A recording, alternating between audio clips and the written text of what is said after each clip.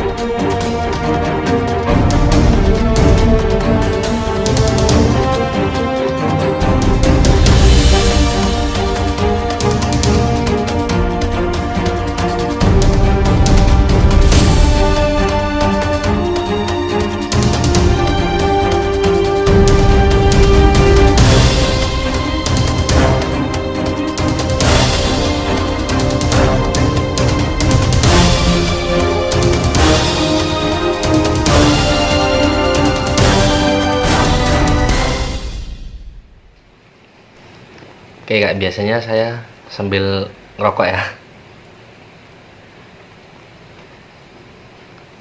Jadi kebanyakan manusia itu beranggapan salah tentang apa itu spiritual. Banyak yang mengatakan bahwa namanya spiritual itu adalah berbeda, salah jalur ya. Artinya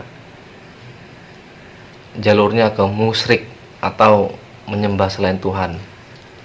Padahal salah. Agama termasuk spiritual. Spiritual adalah sesuatu yang dilakukan secara lelaku atau ada ritual-ritual tertentu. Contohnya, kalau untuk agama ya sembahyang, lalu ada yang meditasi, ada yang wirid dan sebagainya. Itu adalah suatu perjalanan spiritual, masuk di ranah kategori spiritual. Dan ada juga untuk suatu budaya di Indonesia ya, suku-suku dan budaya Indonesia itu ada namanya spiritual juga, karena mereka ada melakukan sesuatu atau meritualkan sesuatu yang diharuskan, ada syarat-syarat tertentu seperti itu. Jadi itulah spiritual. Sama sebenarnya dengan suatu agama, hanya saja yang kita bahas ini berbeda karena saya tidak membedakan suku, ras dan agama ya. Di sini kita sama-sama manusia, sama-sama belajar dan sama-sama bersosialisasi. Artinya semua itu sama. Kita berpijak di negeri Indonesia ini, kita harus mempersatukan semua. Jadi tidak ada yang membeda-bedakan. Jadi manfaat spiritual itu apa sih untuk kehidupan sehari-hari? Banyak sekali. Ketika kita terjadi kena masalah ya, terjadi sesuatu yang menjadikan tubuh kita ini atau hidup kita ini berbelit dengan suatu masalah, itu bisa diselesaikan dengan spiritual. Artinya, contohnya seperti ini. Pada saat masalah itu datang, kita harus benar-benar menjadikan diri kita itu mengolah terhadap alam semesta. Itu termasuk spiritual ya. Jadi kita harus benar-benar hening. Kita harus masuk ke dalam diri kita sendiri. Contohnya meditasi ya. Kita harus masuk ke dalam diri kita sendiri dan kita harus bisa mensinkronkan antara pikiran dan hati kita agar kita tetap hening. Tujuannya apa? Tujuannya supaya pikiran kita masuk ke dalam suatu fokus. Nah, di situ nanti terjadilah suatu spiritual tinggi, artinya terdapat suatu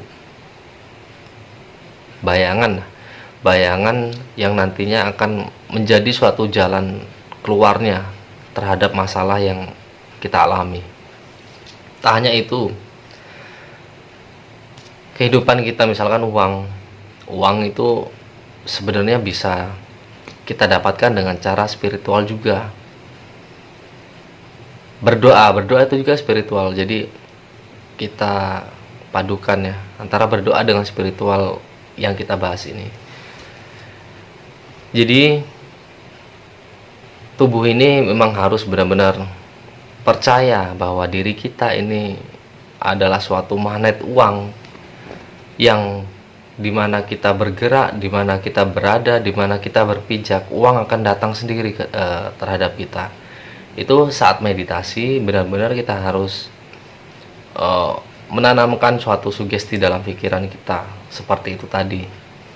Itu contoh untuk apa? Contoh untuk keuangan. Jadi terhadap diri sendiri dan keluarga juga bisa. Ya, banyak sih yang beranggapan bahwa seperti itu musyrik, padahal enggak ya. Sama-sama kita berdoa, hanya saja kita melalui kata-kata yang atau bahasa yang kita pahami.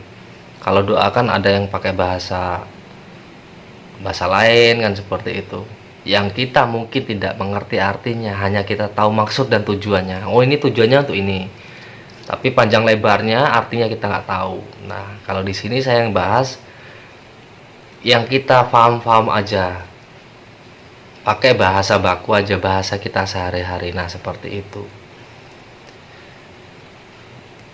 Setelah ini nanti saya akan bahas tentang mimpi. Jadi seperti apa memprogram mimpi supaya menjadi sebuah kenyataan. Terus ikuti channel saya. Semoga semua makhluk bahagia. Salam sejahtera.